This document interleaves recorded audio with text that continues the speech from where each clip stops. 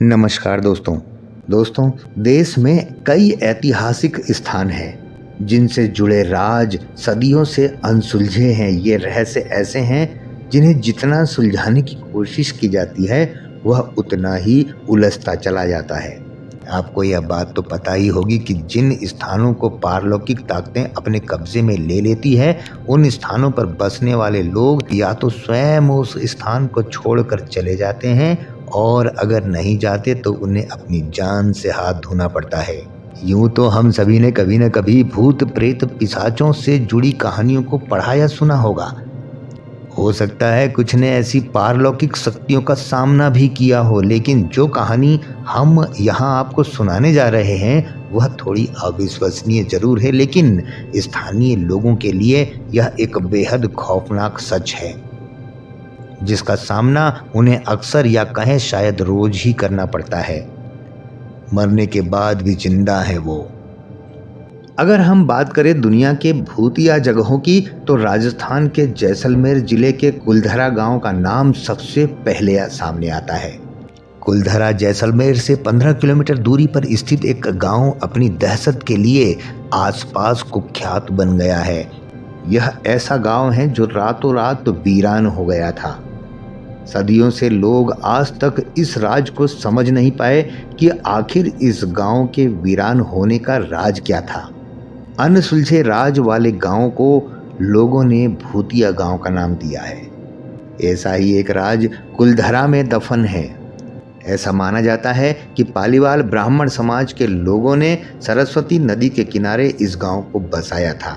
सन 1300 से इस गांव में पालीवाल ब्राह्मण की पीढ़ियां रहा करती थी और सन 1825 में इस गांव में रहने वाले पालीवाल ब्राह्मण और आसपास के 84 गांव के लोग रातों रात अपना घर छोड़कर चले गए थे। इस दिन कुछ ऐसा दर्दनाक घटा था जिसके बाद आज तक भी बहुत से पालीवाल ब्राह्मण रक्षाबंधन का त्योहार नहीं मनाते। सन 1300 से इस गांव में पालीवाल ब्राह्मणों की पीढ़ियां रहा करती थी और रक्षाबंधन के दिन सभी इस गांव को छोड़कर चले गए।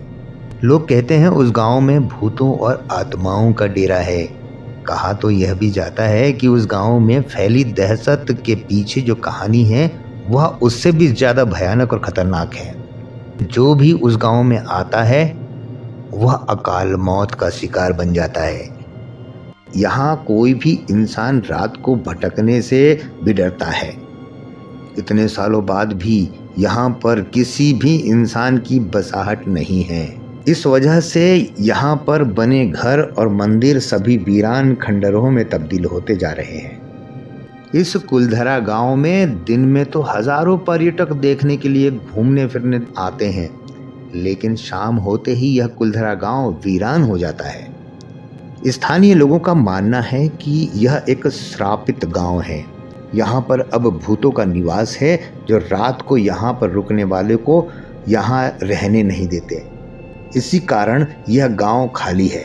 बड़े पैमाने पर हुए इस पलायन के पीछे की कहानी कुछ यह कहती है। 18वीं शताब्दी में कुलधरा गांव मंत्री सालिम सिंह के अधीन एक जागीर या राज्य हुआ करता था।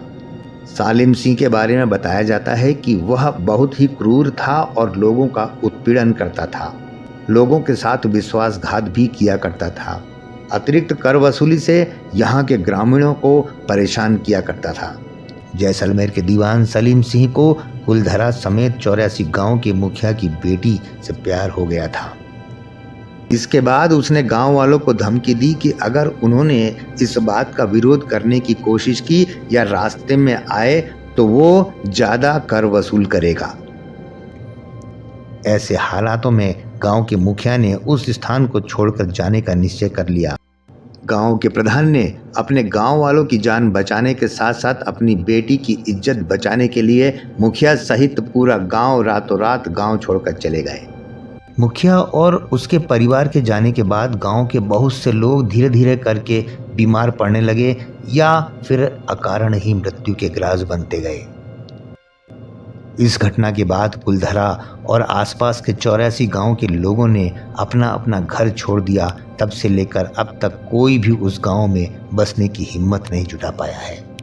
ऐसा कहा जाता है कि गांव वालों ने जाते समय इस कुलधरा को श्राप दिया था कि यहाँ आने वाले दिनों में कोई नहीं रह पाएगा। भूतिया गांव कुलधरा की देखरेख की जिम्मेदारी भारतीय पुरातत्व सर्वेक्षण की है। भारी संख्या में पर्यटक यहाँ दिन में घूमने आते हैं। कुलधरा एक विशाल जगह में फैला हुआ है। पालीवाल ब्राह्मणों की इस क्षेत्र में लगभग 85 छोटी मोटी बस्तियां भी है। अब गांव की सभी झोपड़ियां टूटकर खंडर हो चुकी है। यहाँ एक देवी जी का मंदिर भी है जो अब खंडर हो चुका है। इस गांव में एक शिलालेख भी है जिससे पूर्व में रहने वाले लोगों के बारे में जानकारी मिलती रहती है। दोस्तों, हमारे देश में ऐसी अनेकों जगह हैं जहां पर विभिन्न प्रकार के वाक्यांश हुए हैं, होते रहे हैं, होते रहते हैं। दोस्तों, आपको ये रोचक जानकारी कैसी लगी बताइएगा ज़रूर। हम जल्द ही मिलते हैं दोस्तों। तब तक के लिए आज्ञा, नमस्कार, जय हिंद, जय भारत दोस्तों।